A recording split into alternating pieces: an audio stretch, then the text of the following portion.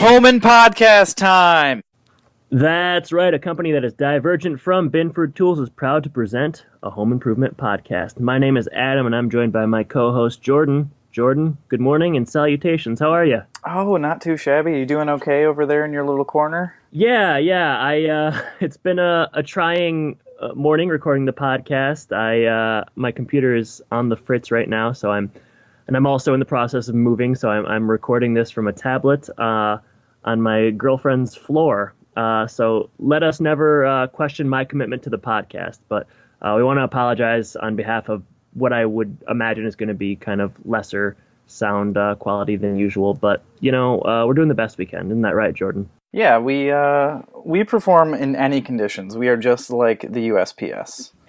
Indeed we are. Yeah, definitely. Hey, Jordan, let's go ahead and cue those grunts. Sure, it's all the same to me. Oh, ah! Oh no. Now it's time for Bits of Wisdom. All right, so this week's Bits of Wisdom, as pulled from Tim Allen's Don't Stand Too Close to a Naked Man, comes from Chapter 3, which is entitled Gilbert Dennison's Older Brother's Room. And this chapter deals with Tim's sexual awakening, so I found it quite difficult to find bits of wisdom that I felt comfortable reading aloud on Home Impodcast, a family podcast as it is. But I was able to find a couple, so here they are. So this week's first bit of wisdom is, in the end, women are not much different from golf. With both, the mystery is never revealed. Right when you think you've got it, you suddenly feel like a beginner. However, the illusion that we can plumb the mystery of woman remains. Insightful, really. Mm-hmm. Good. Second one. The danger is when men start out objectifying with cars and toys and then keep doing it. Women aren't like cars, not remotely. We call cars and boats she, but that's wishful thinking. Women are not objects, but that's the natural way we think. We merge, we fix, we construct objects. So the first thing the first thing we thought about women after breaking that rock and grunting a couple of times, is, here's a rock that moves, and, oh boy, nothing else makes me feel like that except the Buick I've been working on. If we could have had sex with our cars and boats, it would have been a lot easier, but we'd be a smaller species. That's been this week's Bits of Wisdom. Oh my gosh. Wait a minute. So women are not cars and boats? You don't understand how hard it was to find paragraphs in this chapter that weren't just really disrespectful to women. That does not shock me. It was difficult, and these were some of the best too. And I also didn't want to necessarily read sections about Tim's first erection and so on. So this was what I found, and I hope we can all kind of learn from this as us as podcasters and our audience as fans of the show and fans of Tim. So Jordan, we're eventually going to talk about flying sauces, but first let's get into some of our banter, some of that famous Jordan and Adam Home Impodcast banter that the people have just kind of come to know and love. Mm-hmm. I mean, that's what we're known for, and I think one thing that you sent my way the last couple of days was a not so recent, I guess it was a few months back. Tim Allen was on Jimmy Fallon, and they had a nice little interview, and they started talking a little bit about home improvement, which is obviously in our wheelhouse. And he had mentioned that it was the first time that he had actually acted, which I thought was pretty impressive. Not that I necessarily have the most experience in the acting world. My only acting experiences were a second grade play at my elementary school where I was forced to play Santa. And then other forced, huh? Yeah, I mean, well, the first grade year I had went on a trip to Disney with my family, and so the music teacher thought it would be a great idea to get me involved by making me the lead in the musical, I guess, next year. So that's on my acting resume that maybe one day I'll take to Hollywood and will hopefully get me a job. But the other experience we kind of had together, we've done a couple of questionable YouTube videos with a few friends of ours. One based around the myth of a legendary ninja. Yeah, really tasteful and definitely culturally sensitive. it has since been removed from Yeah, YouTube. don't go looking for that. Yeah, don't try to find these. Yeah, the legendary Ninja franchise, parts 1, 2, and 3, and then as well as iJob documentary. Is that right? Yeah, yeah, and Yeah. so those are both famous credits for us. I know that you were kind of top billing in the Legendary Ninja series. Yeah, I mean that was kind of I sort of came to fame in those early high school YouTube videos. My acting experience, I mean, it's a bit more. I have more experience than you acting wise. I think it's no secret between the two of us that I'm the better actor of the two. I think you'd agree. I mean, you think about it, perhaps. I don't know, but yeah, I'm going to let you take that one. Yeah, the Tim Allen clip. He was on Fallon 5 months ago, which is there's just not a lot of home improvement stuff in the news, so that seemed newsworthy, and he was good. He did talk about how they wanted to make sure he could memorize lines, and it was his first acting experience. And overall, he was just charming, and it was a good interview. I'm not a huge Jimmy Fallon fan per se, and I think it's awesome, man, that's awesome, and then just a lot of stupid games. But it was a good clip, and yeah, you've got to be impressed by. This is our 8th episode, so 8 episodes into the series. You got to be impressed with Tim's acting chops, I think. It was just a good clip. And our acting chops, are suspect in and of themselves, but Tim's certainly are not. So yeah, it's a good clip. I suggest you find it. But did you? It's something like 5 or 6 months old at this point. Yeah, and then I found a different. I don't know if you saw this one. It was a little bit older, and it kind of speaks more to the silliness of the Fallon show that you mentioned earlier. There was a race between Tim Allen and Jimmy Fallon on like motorized scooters with turkeys on the back or something, and they had to like race around the studio, but the landmarks were like a nagging. I don't know, like one of them was like your basic Thanksgiving table with like a bunch of family members arguing, and then like the aunt who always wants to like give you a big kiss and pinch your cheeks, and then like the dad who's way too into football on Thanksgiving and stuff like that. So that was a bit more. I mean, Tim won. Yeah, so.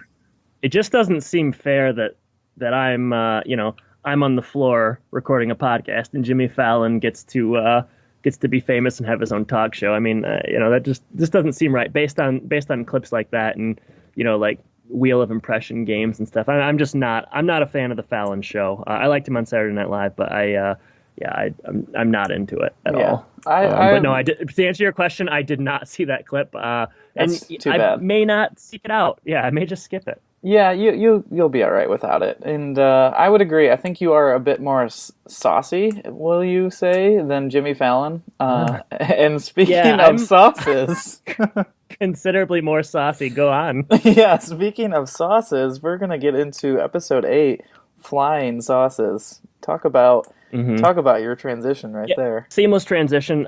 Flying Sauces, written by Billy Ryback and Elliot Stern, who has written a few other ones we've looked at. It debuted on November 5th, 1991, and kind of regarded as something of a classic, I would say. Definitely one that I remember, definitely one that you said that you remembered. So yeah, let's go ahead and get into it. We have a Tony Topola synopsis, so I think we should go ahead and start with that, and I will take it. So this is a long one. On tool time, Tim has a tip on how to avoid hitting oneself on a finger while holding a nail. Tim also has received a fan letter, which he decides to read out loud to the audience. The writer of the letter and his friends are construction workers who have invented a way of, quote, cooking with power and steel, end quote. Tim invites them to demonstrate this on the show. At home, Brad and Randy are ashamed of being seen in public with their, quote, geek brother, end quote. Jill thinks she and Tim should tell Brad and Randy not to torment their little brother, but Tim has another idea. They have to out-torment Brad and Randy. They try Jill's idea, but when that seems to have no effect, Tim gets a chance to try his idea. Tim then finds some old 8-track tapes in the basement, and he and Jill start quizzing each other about the music of the 1960s and 1970s. And that's your episode. I guess we're done. That's less of a synopsis, and yeah, there's probably more, more lines and more writing in this than there was in the original script. Yeah, and lots of quotation marks for Geek Brother and Cooking with Power and Steel and Out Torment. So A lot of those air quotes going on there too. But I guess we can. So. I guess we can just roll right into the episode, even though we've already gotten a rundown of everything that's going to happen. But yeah. I mean, if that doesn't sound good to you, I'd sign off right now, because that is, that's beat for beat exactly what goes on. We'll get into a bit more detail, and we'll hopefully expand on what Tony Topola of Finland has kind of given us. So, Jordan, something I've been wanting to bring up the last couple weeks that I've forgotten to, or that we've kind of skipped, is the theme song of Home Improvement has a name. And yeah, and you're acting surprised, even though I told you this already. But I forgot. That's how interested I was in that fact. Yeah, so the theme song of Home Improvement, and I think that we should only refer to it as this moving forward, is Iron John's Rock. So Iron John's Rock.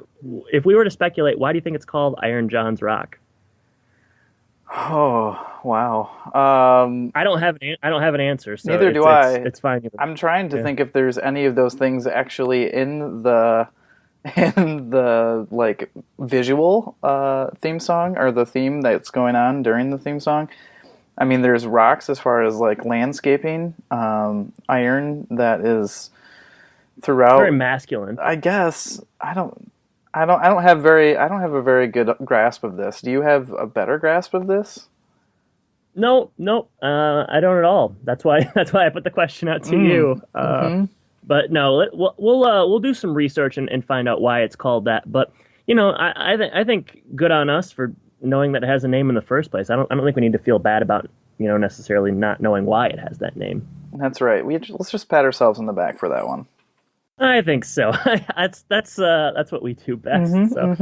Let's get into the actual episode, and yeah, I'm ready when you are. So you want to start things off for us? Yeah. So we're going to open on Tool Time, and so we've got Tim and Al there, and Tim has a tip, as Tony Topola mentioned earlier. He has a tip to help people not hit their own hand when putting a nail into a board. You use a bobby pin to secure the nail, and it gives you a little bit of leeway, so you're not actually holding it with your two fingers there. But Tim wants Al to hold the nail just to kind of get him involved, and it's kind of a gag to start off the show. He hits the nail a couple times softly, and then he yells wildly and misses on purpose, and Al runs away. So just Tim pulling his typical hijinks on Al, and Al not responding super well to it or enjoying it as much as he probably could. But they move from that, and Tim wants to go ahead and read a mailbag letter, and this is the first appearance that we get from Lisa in like 5 episodes probably, or something like that. And it's Did you say mailbug? No, I said mailbag. I think we'll let the recording show. Let the recording show that I said mailbag. But this is a real fly-by-night operation. I guess so. So yeah, Lisa shows up for the first time, and it's a brief appearance by her. She comes out wearing like a postal, like a postman outfit, which was kind of strange. I mean, I don't know. I guess that's her role in the show, but it was just sort of pointless. She walked out wearing like full postman regalia, and then comes and then just sort of leaves, doesn't really even say anything. No. Before we get into that, I do have a fun fact. Patricia Richardson, who plays Jill, her husband was in the studio audience for that opening scene here. And you know what? Yep. I don't know if you saw the hats as well in this episode. We had mentioned them before a couple episodes ago. I think they have updated the hats. They actually have the Tool Time logo and the lettering, and they're kind of, instead of being like that basic green with just black text, it's got like a nice two-toned light blue color with a black. It's pretty slick. I don't know if you noticed that. We gotta get our hands on those hats. Yeah, that's. I'm thinking, you got a birthday in November. I'm thinking I gift you one of those bad boys. Well, I can't imagine a better gift than that. So yeah. I look forward to November for now another reason, and Thanksgiving and Tool Time hats, baby. The backbone of our country. Speaking of the backbone, Tim goes over. Lisa delivers the mail, and they've got a letter from some fans up in Bay City, Michigan. A city that I'm sure you're familiar with. I know I certainly am. and it's Rock Lanigan, and he's a construction worker, and his letter essentially says, we put in it's a quote here is a damn hard American day's work, something that we both are very familiar with. But they aren't able to cook on the job site. So what they do is they take pride in, or they've kind of established a means of cooking a gourmet meal while they're out and about working on these construction sites. So they're kind of setting it up for scenes to come. Is there anything else that really goes on in this scene? No, that's about it. I mean, Tim is obviously very inspired by the entrepreneurial spirit of the K&B construction crew, so he's excited to have him on the show, and we'll see him on later in the episode. But we kind of move from Tool Time back and arrive at the Taylor home, and you kind of see Randy and Brad are watching kind of an older sci-fi film, which I looked it up. It's called Red Planet Death, and I don't think it's a real movie, and I kind of wish it was. I don't think it. I was wondering that either. I didn't, I guess, care enough to look it up. But yeah, it didn't sound like the audio that they played sounded very much like a fake movie. But I did like the idea of it, the explosions and stuff. I wish Brad would have been watching, like as I've said numerous times, and I will continue to make the same jokes. Yeah, some kind of a Kubrick movie. Brad is a film scholar, but no, he's watching Red Planet Death. And then Jill she doesn't want them to watch it again, and then Tim mentions that she would prefer that it was a Madame Butterfly a film, so another opera joke, and I think we should start counting these opera jokes. That's at least like 7 or 8, like 6 or 7, yeah. But yeah, and then so they're watching the film Red Planet Death, and Tim begins to make chili. I guess maybe he was inspired by what he had read, the letter, the gourmet cooking. So he wants to make some chili, and there's various chili flatulation jokes, as one might expect.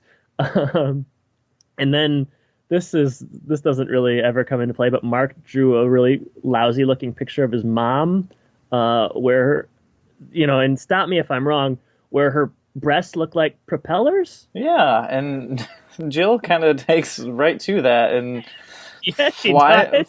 flies away using them as such. She unbuttons her it sounds racier than it is. Sexier or racier than it is, but she kind of like unbuttons her cardigan and pushes her chest out and sort of flutters away. Else or something around the house. It was a strange moment. Very strange. So we move on quickly from it because we don't have anything else to say. And Brad and Randy are trying to head out. They've had enough of Red Planet Death, and they want to go to the park. And Mark wants to come, but they refuse to let him come. They call him a geek and a doofus, and then they eventually leave without him. And he is upset. And the scene progresses to a point where he just decides to go upstairs and play with his trucks. And this was very sad. Super sad. It was sad. Yeah, it was sad. Jill is upset, expectedly, or she at least recognizes it as kind of a problem. But Tim is, he's kind of quick to dismiss it. He's sort of adhering to sort of the old, I guess just the belief that younger brothers are always going to be kind of teased and tormented by their older brothers, and that Mark the Narc just needs to sort of man up and learn how to take it. Yeah, they definitely have a meeting of the minds here, and Jill basically convinces him that they've got to do something about it at the end of the day. Her idea wins out, and Tim wants to stoop to their level and kind of out-torment them, and Jill wants to have a nice stern talk as a parental unit. I think Tim, what he initially wants to do is put cauliflower in his chili and then call it rabbit brains. Yeah, that was funny. I don't know how much the boys would believe that, but hey, it's a decent idea. When we see what they end up believing at the end, I don't know that it's true. I don't know that it's too ridiculous to, that they might entertain the idea at the very least. That's right. So after they decide that Jill. They're gonna go with Jill's idea. They're gonna have a stern talking to. Brad and Randy come back from the park, and it's time for the talk to happen. So Jill gives a decent explanation of what's going on and what they want to happen. She says that, the family's all a unit. If one of us hurts, all of us hurts. And Tim, Right. Tim tries to get involved here. Jill kind of calls on him to back her up, and at that point, Randy kind of calls him out for being a hypocrite because they've Uncle noticed, Steve. they've noticed the relationship that Tim has with Uncle Steve and how he's always picked on his younger brother Steve, and how Steve never shows up to family reunions and never comes over, even though he lives apparently right down the street. But they try to move the focus back onto Brad and Randy, and at the end of the scene, Randy, it appears to show real remorse. Yeah, I didn't get that. You don't trust I don't JTT. know. It seemed pretty false to me, but yeah, the Uncle Steve back and forth was pretty funny. I guess Uncle Steve is not an actual character that plays, like, that's something that they must have decided to not pursue because there's no Uncle Steve moving forward. This is the only episode he's mentioned, and I read that on the trivia section. But when Brad says that Uncle Steve just kind of lives around the corner and Tim sort of dismisses it really quickly, I thought that was quite funny. Yeah. But yeah, so then we cut down into the basement where we were a few episodes ago during Wild Kingdom. Hopefully there are no longer snakes, nor are there snake skins. But yeah, Tim's in the basement. Did you notice the big container of jet fuel? No. It was what? it was a huge, just canister of jet fuel in black lettering. It said jet. It was huge. I don't know how you couldn't have seen it. I don't know what. I don't think you're watching closely. No, I'm just guessing from my memory. I've never rewatched any of these, so no, I didn't notice that at all. I tried to look for. No, I even tried to look for different things, and I would just kind of. My eyes got stuck on the many sports pennants and the old vintage. The Pistons one. Yeah, there's a Tigers one as well. So. But yeah, Tim is down there looking for a pot of chili to put his chili in, I should say. I hope he's not looking for a pot of chili down there. That would be disgusting. That would be pretty gross. Based on what we know about that basement, I don't think you want to eat that chili. No. So, but Jill thinks their talk has worked. The boys have been playing for a new record. They've been playing nice for about an hour, which is great. But Tim has found some other gems in the basement while looking for this pot. He's found a strobe light from college, a few 8-tracks, and they kind of play off of this, recalling some of their former years at college. And I don't know if they mention where he went to college yet, or if that's later in the episode or later in the series, I guess. I don't think that they. I didn't catch that. I liked the joke about Tim talking about how the strobe light made him kind of messed up. But then he mentioned that he was messed up without the strobe light even being on. So some references to Tim's drug use, which perhaps was also based on truth, knowing what we know about Tim Allen's time as a young man in Kalamazoo, Michigan. Right. So, so. They're Tim singing Inagata Davida, which is a favorite song of my dad's. Actually, lovely. I would say it's one of his 5 to 10 favorite songs. So it's definitely a song I'm familiar with. I knew that Iron Butterfly sang it, but Tim did not. So they and then Jill she sort of boasts her knowledge of music, and they have kind of a back and forth where Jill takes whatever Tim says and turns it into a song and names who sang it. So. Jill is not only a fan of the opera; she's just a fan of music in general. Yeah, so, absolutely. It kind of reminds the conversation. Me... Oh no, go ahead. I was just going to say the conversation then goes to what song was playing on their first date. Was it? Yeah, I think it's the first song they slow dance to or something like that. Yes. And if Tim can figure it out, he's gonna get some action. So there's some high stakes with this. He's gonna get lucky. Mm-hmm. Yeah, what were you going to say earlier? Oh, I was just going to say, it just kind of reminds me of, I don't know if your dad or your mom has anything like this, where they just know, it struck me that Jill really knew this music. She knew not only the artist, but the date it came out. And my dad does something similar with, cars. He can tell, a car year by looking at it, and it's that kind of stuff fascinates me, that you would just keep that kind of knowledge wrapped up in your brain. I don't know what my topics of that kind of knowledge are going to be in the future that I'm going to, regale my kids with at some point. But probably YA Lit, based on what I've been hearing. Pokemon, YA Lit, Harry Potter. It's going to be very impressive. Now you used to do pretty well at Friends Trivia. Ooh, yeah, Friends Trivia, Disney Weren't Trivia. You kind of the master of Friends Trivia, Disney Trivia. Yeah, I would say, but my Friends Trivia has really fallen off in the last few years. I watched it so much when I was younger that I'm just not watching it anymore. So well, maybe someday if we we do this right, we'll be kind of experts on home improvement. But based on what we've the kind of output we've had thus far, I wouldn't look for it. But I know what you mean. Jill is really, she knows who released the song, the record label, the year. I guess maybe I could do some of that with like television history or TV shows, but and maybe sports statistics as well. But yeah, probably not to such an in-depth sort of degree. Jill's good. She knows her stuff. But absolutely. Yeah, and there's also a premature ejaculation joke at the end of the scene, which is anytime getting lucky is brought up, Tim's inability to make love for an extended period is also brought up. So you can set your clock to that, I would say. Absolutely. Yeah, that's opera jokes and those kind of jokes are just and farting.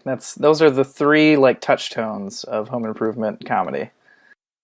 Well, and they're kind of the three touchstones of our lives as well. So it works out for us. So it's moments like that where I kind of know that I'm doing the right thing. Absolutely. So let's go ahead and kind of head outside. We're heading upstairs and we're going to head outside. And Brad and Randy are throwing the football around. Mark wants to play with them and they refuse to let him. So obviously the hour of them playing nice has kind of has run out, and we're kind of back to the normal relationship that they have with their younger brother.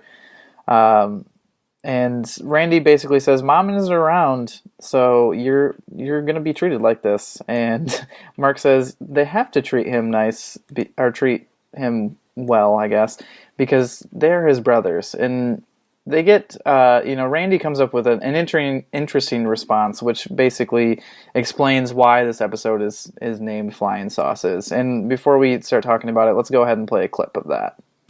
You've got to play with me. We're brothers. We're not your brothers. Yes, you are. I'm going to let you in on a secret. We're aliens from outer space. You're a big fat liar, Randy. My name isn't Randy. It's Zelnot. I'm Zorton. No, you're not. You're Brad and Randy. No. Brad and Randy are gone. We sucked the blood out of their brains and took over their bodies. We have many powers. We can read minds. No, you can't. I'll prove it. Zortan? Talk to me, Zelnot. I'm thinking of a number between 1 and 10. What is it? 4. That's right. Yeah, so this is a really good scene. Really funny. Gives Randy and Brad kind of an opportunity to sort of showcase their comedy and their acting chops, and I liked it. I should say that pretty much this episode is like I said, it's a classic, and I think it starts off a little bit slow, but when we get down to the basement scene that we just saw in this scene and moving forward, it's pretty, I would say, spectacular in a home improvement sense. Things really work well, and this scene is an example of that. So yeah, Randy and Brad, they tell Mark that they're aliens named Zelnot and Zorton. And this kind of reminded me of the Peter trick that we saw in the pilot episode where Mark is told that they used to have another younger brother named Peter. It's very similar. And I would say Mark is too gullible. Why does he keep falling for this? Don't you think eventually he should learn that he just can't believe anything his brothers tell him? You have older brothers that maybe played tricks on you, so you could relate. I can. I mean, I'm not too surprised that he keeps, he's very gullible in this moment, because honestly, this reminded me of one time I went to Florida with my family on vacation. Not a family, my family. But that's a different story. Yeah, that's a different one. My oldest brother brought one of his friends, and I also brought one of my friends, I believe, or I was just hanging out with them myself, and they basically did a very similar trick where, where Brad and Randy, they kind of convince Mark that they're aliens by using mind reading skills. They pick a number, and the other one instantly guesses, and they say it's correct. Well, my brother's friend was like in a different room, and then we would tell my brother like a number, and he would go in the room and see if Logan, his friend, could guess it. And he did every time, and we didn't get that my brother was just like walking into the room, telling them the number he told him, and then yelling out the number that we had told him. So it's not like terribly complicated, and I feel like I should have picked up on it, but I didn't. And so I guess I kind of just empathize with Mark here. I understand. You know, a few episodes back, you asked me if my sister ever played any pranks on me, and I let her off the hook, and I'm not sure no why. longer. So, yeah, no longer. I mean, I don't think she's going to be listening anyway, so it's no real risk. But I guess the more I think about it, I was falling for my sister's kind of pranks much older than Mark was. I remember an instance where I had stepped in some gum up near Houghton Lake, where my parents had a place and still do. And I stepped in some gum, and my sister said, "Well, you know how to avoid that. You know how to avoid having gum kind of stick to your shoe is you spread peanut butter on the bottom of your soles before you go out, and that will kind of." I don't know what the science was behind it, but she said, yeah, every day I go out, I spread just a thin layer of peanut butter in the bottom of my shoes, and gum never sticks. And I was too old to fall for this. I was probably 10, maybe 11, maybe 12, no older than that. Maybe 20. Maybe 24. Maybe this was 2 years ago. But yeah, she was so convincing, and she said, yeah, I just spread a layer of peanut butter in the bottom of my shoes. Gum never sticks. And I thought, well, yeah, I mean, that makes sense, because she seemed so, she seemed so serious, and I just bought it much like Mark did. So yeah, I guess I can understand that. I should be less hard on poor Mark. It sounds like you got your acting chops from her then. Well, I don't know. Yeah, it's possible. Yeah, she also once had me convinced that Eddie Guerrero, the wrestler, was a cousin of ours, and he's and that was not convinced, but she had me really, really buying it for quite a while that Eddie Guerrero was a cousin. So you were doing anything you could to reach out to Eddie Guerrero. I was thinking, like, wow, like how's this never come up before? I love wrestling. Like, someone should have told me if I was, his heritage and nationality just wasn't something that I was necessarily thinking about. So, I guess I've fallen for a few things in my time as well. Yeah. So.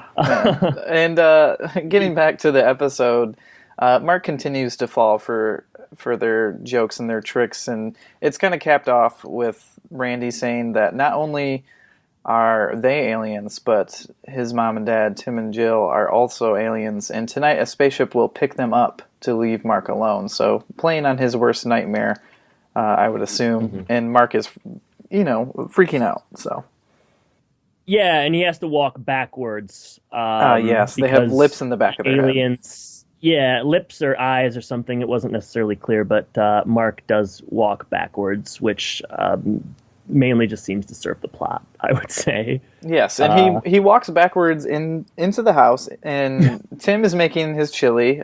Tim has safety goggles on, so it must be a pretty touch and go situation in there. And Mark a cool apron. Yeah, the super chef with kind of the Superman emblem. It got a pretty big laugh when he sort of emerged from the back there with it on, but. Yeah, sorry, go ahead, continue. No, basically, they ask him what he's doing, why is he walking backwards, and Mark tells them what's up, because that's what he does. He can't hold... Mark the Narc, baby. Yeah, he can't hold anything in for more than 1 minute. We need a Mark the Narc, like, jingle or something, or, like, to play, like, a sound, some sort of an alarm or something every time Mark sort of tattles. Because, it certainly happens enough. All the time. Yeah. So... But Jill kind of proves to Mark that they're not aliens by letting Mark inspect the back of her head for alien lips, and there's nothing there, of course, and she finally gives up. She relents and says, "Let's do it your way, Tim," and Tim just gets real excited. He initially Jill wants to just ground them without TV, and that she thinks that'll do it. But Tim, right? Yeah, exactly. Tim gives Mark a choice. Would he rather get them to apologize, or would he rather get even? And Mark jumps at the chance for revenge, which I think was kind of funny. But yeah, and then there's some grunting, a little kind of action. So yeah, just more of the Tim and Mark dynamic that works so well earlier on. Yeah, they're continuing to sort of dominate the father-son relationships. Mark needs his father more than the other boys do, True. I guess. They have each other. It definitely works. So we pick up back on the Tool Time set, and we've got the K&B construction boys, and they'll become reoccurring. Is it K&B or K&P? I think B is in boy. Yeah, okay. K&B construction. And they'll continue to sort of make appearances throughout the show. So we've got three of them. We've got Pete Bilker, who plays Mickey, and he's sort of the soft-spoken fellow with the beard. He mentions that Al is a hero of his. And he has 134 credits to his name. He's in 13 episodes of Home Improvement over the run. Of late, he's appeared in Justified, Always Sunny. He's been in films like Total Recall, Sling Blade, and Tin Cup, a very familiar face. We've also got Dwayne Hoover, who is the shortest of the three. He is doing the shish Billy Bobs. He's played by Gary McGurk. Only 27 credits to his name. Last appearance was in the film Seabiscuit. He also appeared in Roseanne and the Wonder Years and in 11 episodes of Home Improvement. And then we have Rock Lanigan, who he uses the blowtorch and the grilled cheese. He is played by Casey Sander. And he is 132 credits to his name. He appeared on Grace and Frankie of late, as well as Agent Carter, The Big Bang Theory. He's acting a lot of late. Malcolm in the Middle.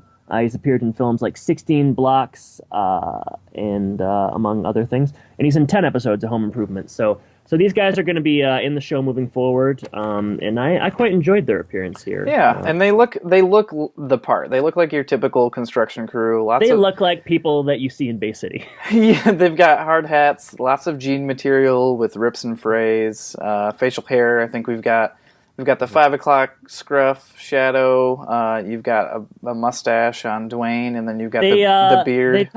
They talk like they're from the South, though. They do. I was going to mention that.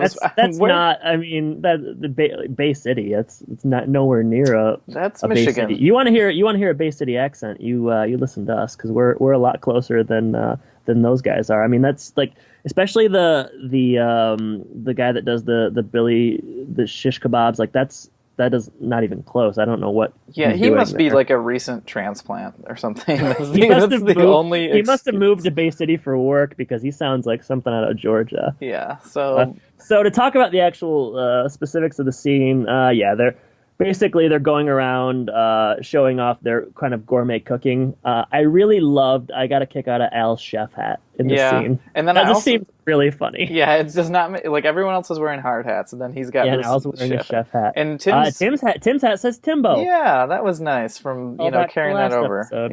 Yeah. So we have Pete Bilker. He's probably the most well known, and I like him overall. He's probably one of the funnier guest characters they've had. He mentions that Al is his hero. Then we move over to Rock Lanigan, who does the grilled cheese demonstration with the blowtorch. And I wondered, is that do you think that's actually safe? I don't know, but it does. I mean, the end result, it looks like it's just burnt. It doesn't. Charred. Right? Yeah, it doesn't look that good to me. But I guess don't knock it till you try it. Right. Yeah. There's that, and then Dwayne is doing the shish Billy Bobs using a dipstick. And I got a huge laugh when Al said that. Tim says, "What do you think of that, Al?" And Al says, "Yeah, I'm still thinking about that dipstick, Tim." Yeah, I thought it's really good. Al is quite funny. He made use of kind of a little screen time in this, but he got some good laughs. Pete and Dwayne have a back and forth about the spices they're going to use.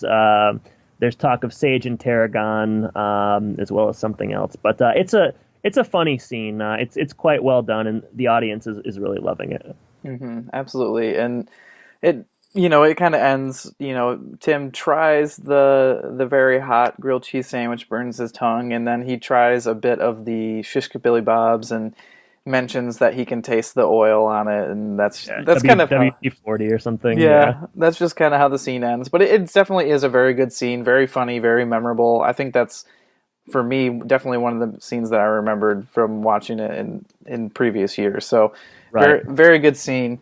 And then, they leave the tool time set and head back to the house at night.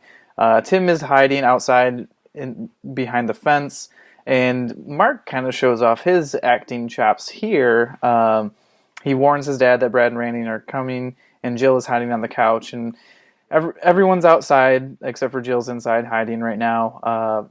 Brad and Randy come out thinking that they're going to execute their plan. Yeah, but this is an iconic scene, we should say. For this is on clip shows, this is a scene that you will often view. It's really famous. But I loved Brad and Randy coming. First of all, I love that they're wearing matching bathrobes. Yeah, well, everyone, all the boys have a robe in this scene. Did you wear a robe when you were younger? I gotta say, I did for a while. I don't know why. No, I own one robe now that I'll wear occasionally, but I definitely didn't have. It's a luxury, maybe I would have if my parents would have bought one for me, but certainly, no, my family did not all just retire to bathrobes in the evening, but I just thought the visual of the matching bathrobes was funny. Nobody really had them, and I think my mom maybe wore them every once in a while, but for some reason I had one. Maybe the show inspired me to have one, and my brothers made fun of me for wearing it,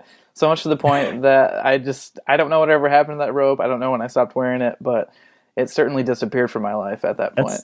That's hilarious. Yeah, that is something brothers. I mean, and maybe rightfully so. Oh yeah, I mean, it was totally justified. So I was thinking.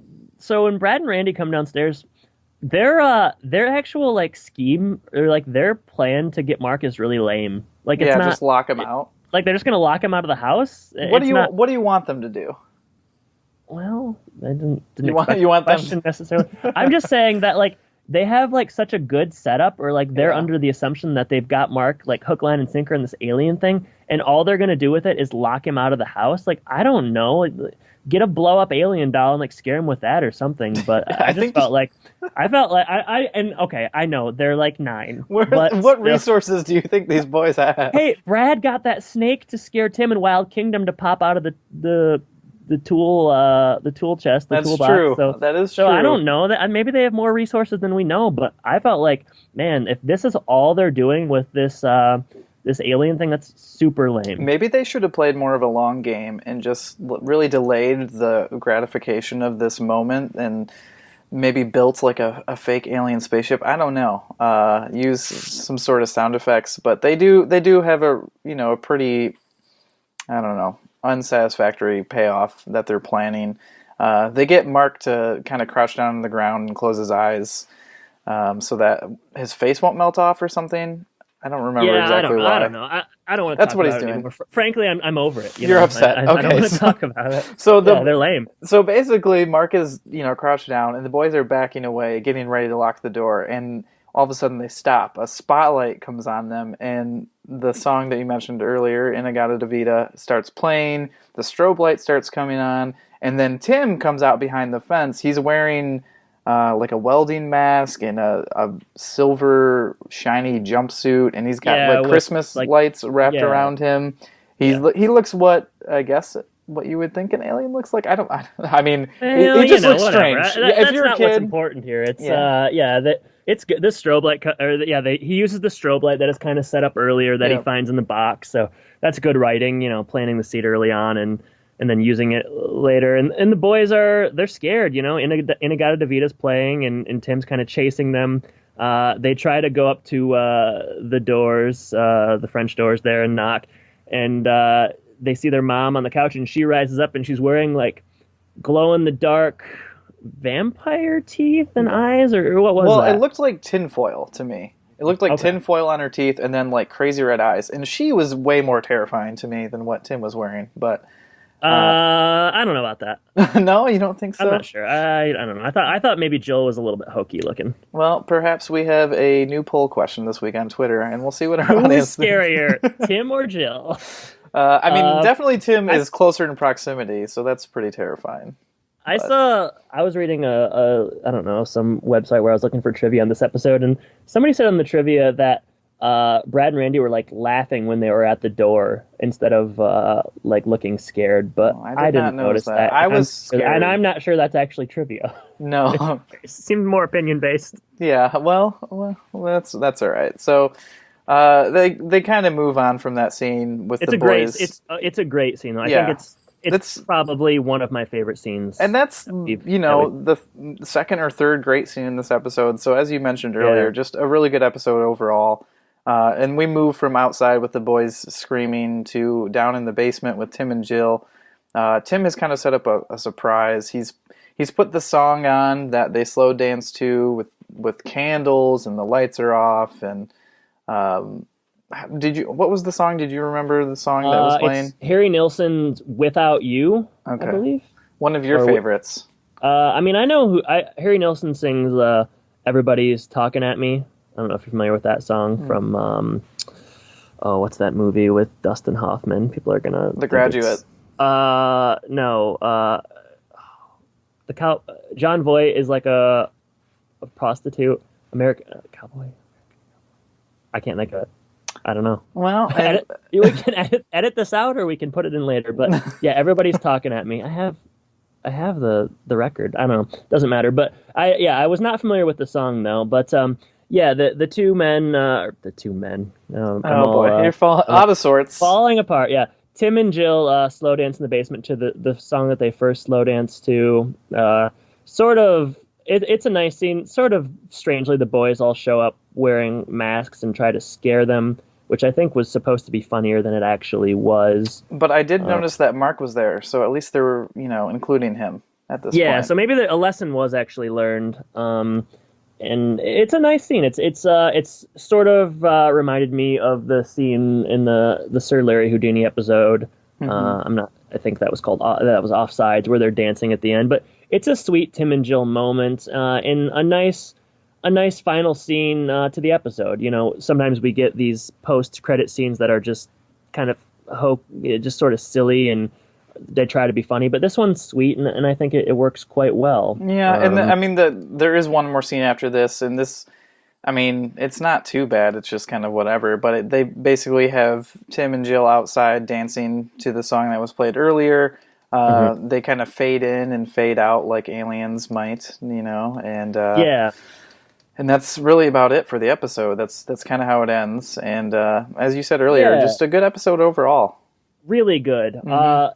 The movie I was thinking about earlier is called Midnight Cowboy. Harry Nilsson, Everybody Talking at Me, is from Midnight Cowboy. So glad that we got to return to that. Put a bow on that one. Yeah, hey, we like to. I don't like to leave doors open, but yeah, this is a really good episode, which is not always great because sometimes it makes for sort of a boring podcast when you're just praising things and there's less to make fun of. But hopefully that wasn't the case here. I would say this is my favorite episode we've covered thus far, and this was one that I remembered as a young boy. The Inagata Davida scene where Tim scares them. The K&B Construction Boys are kind of famous throughout the series. Like I said, they'll return for 13, 11, and 10 episodes respectively. I thought the Brad and Randy were quite good. I just thought really everything worked here. It was funny, it was well written, and just some really iconic scenes. I would say my only complaint is that maybe things start off a little bit slow, but better to have things kind of have that sort of slow burn than, things sort of flame out. But a really great episode. I guess my only complaint is that there is no Wilson, which you probably noticed from our lack of a Wilson clip. But no Wilson in this episode, which that's the first time that this has happened thus far. But everything else really works here. Just really, really funny. Heartwarming at times, kind of establishes the relationships or furthers the relationship between Tim and Jill and Tim and Mark, and even Al gets some laughs here. So really, really a great episode. And even just, the relationship in the family, it's pretty playful in nature, and we'll see it similar things happening in like future Halloween episodes and stuff. But yeah, as you mentioned earlier, it is kind of like a slow beginning, but at some point it just goes so fast that I couldn't believe it was already over at that point. Yeah. They bounce between several sets. They've got the Tool Time set they go to a couple times. They've got the main floor in the house outside. They go to the basement a couple times. I thought it was very well constructed to the point where I didn't even really notice until the very end that there wasn't a Wilson cameo. Yep. So just overall, very, very good. A genuine pleasure to watch, and this is one of the few we've had that the title of the episode has actually made sense in the context of the episode. It works on both ways: flying saucers, a UFO, sauces, the gourmet cooking. So even down to the title of the episode, this is really well done all around. Absolutely. So let's go ahead and move on to our user review. User review. So yeah, we have one user review here. Again, Explorer DS is holding out strong with us. Their review was back in October 11th of 2013, entitled "Cooking with Gags." ... And as always, there's kind of a summary and a synopsis that's even longer than what Tony DePola had put out earlier. So I'll just kind of skip down to the end, and it says, "Great episode, one of the classics," agreeing with us. "Also fun to watch around Halloween time, since season 1 didn't really have a classified Halloween episode," and we kind of mentioned that. Yeah. I think earlier a week ago, you were mentioning how you were kind of hoping it would be a Halloween episode, but we kind of get the same thing here. So they kind of go on to say that they kind of identify with, youngest siblings can identify with what Mark was going through here, and older siblings maybe reflect on what a butthead they used to be. Or still are. All in all, this one has got it where it counts, and it even has a few jokes thrown in for the adults. And we definitely mentioned those earlier. You know which ones I'm talking about, so be sure to check out Flying Sauces, showing that the way to solve a problem is not to get mad, but to get even. So, a good review there by Explorer DS, kind of touching on a lot of things that we talked about, as far as it being a good episode and all that kind of stuff. So, Definitely. Not much else to add to that, I guess. We should talk about social media here. I'll talk a little bit about the Twitter. So please, if you haven't done so, follow us on Twitter at Home Impodcast. Kind of a busy week on here. Wilson W. Wilson Jr., which is a Wilson parody account. He sent a tweet recommending a website. So the website is thetvdb.com, and it offers a lot of home improvement kind of information or resources, so that's been nice. Ran a poll on favorite guest character on Home Improvement, and only got 4 votes, and it was a tie between Sir Larry Houdini and Jimbo and Kyle, but I'll probably do that poll again moving on in the future as we get more. What else here? I did another... Go ahead. I was going to say, we got a nice email. Found, they went to our blog, homeimpodcast.wordpress.com, and contact us on there. And I'll go ahead and read a little bit about what they had to say. This is from Margot. They just wanted to say that Home Improvement was their favorite show, period.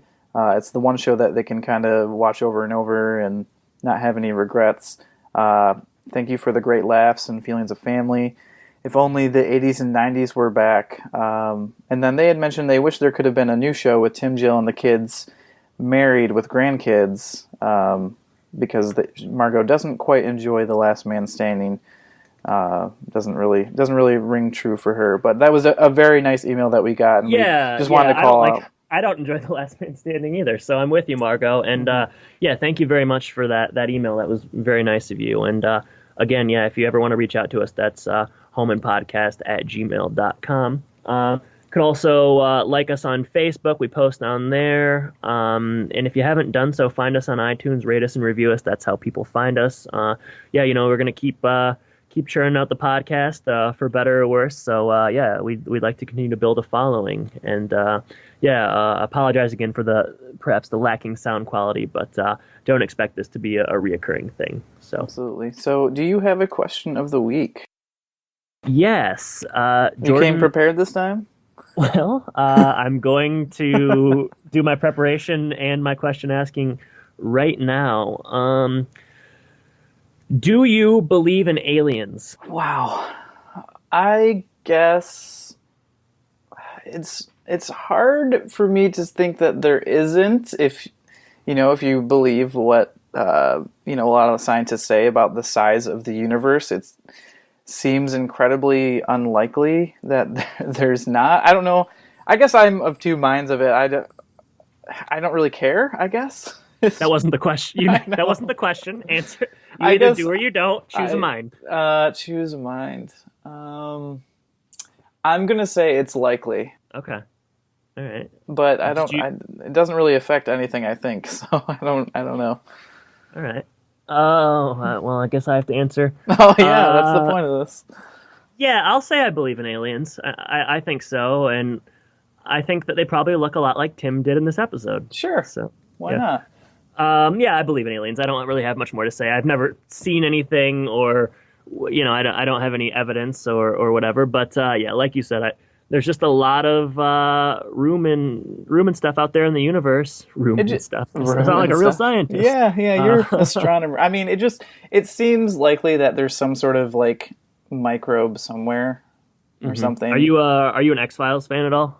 No, I never watched that. Really? But it's good. There's some good stuff there. What about Ancient Aliens? What is that? You've never seen Ancient Aliens? Is it? What about Third Rock from the Sun? Oh, it's very different. Shows? No, yeah, let's just name all the alien No. Ancient Aliens is a show on the History Channel where there's basically this theory that in our distant past, aliens had visited us. And so they go through like different theories of when they might have and what might prove it. And it's a lot of like interesting people who say things like, "There's no reason this isn't aliens," to like everything. That does sound good. Yeah, so it's really funny and just some very funny personalities on that show as well. All right. Do you think that when Tim filmed Galaxy Quest that he was thinking about this episode and kind of using his In-A-Gadda-Da-Vida alien as inspiration at all? I mean, does he act like an alien in that movie? No, but he meets up with aliens and stuff. Sure. I don't know. So he just... Yeah. I don't know that it is. Okay. But do you see any reason why he would draw on that? Or any evidence that he does? I just wanted to kind of draw parallels. Okay. Well, any other alien thoughts? Twilight Zone has aliens in it a lot. Star Wars. Let's just say a bunch of aliens. Aliens are in the culture. We both believe in them to an extent, and Flying Saucers was a great Home Improvement episode. So on that note, I think that's about it for us here on Home Impodcast. So thanks for joining us again. If the sound quality is poor, we apologize, but follow us on social media and look forward to next week's episode on, what is it next week, Jordan? We've got Bubble Bubble, Toil and Trouble. Oh man, that sounds like a doozy. So thank you for listening, everybody, and thank you, Jordan, for joining me this week. Absolutely. I hope you have a good one. Yep, take care. Bye.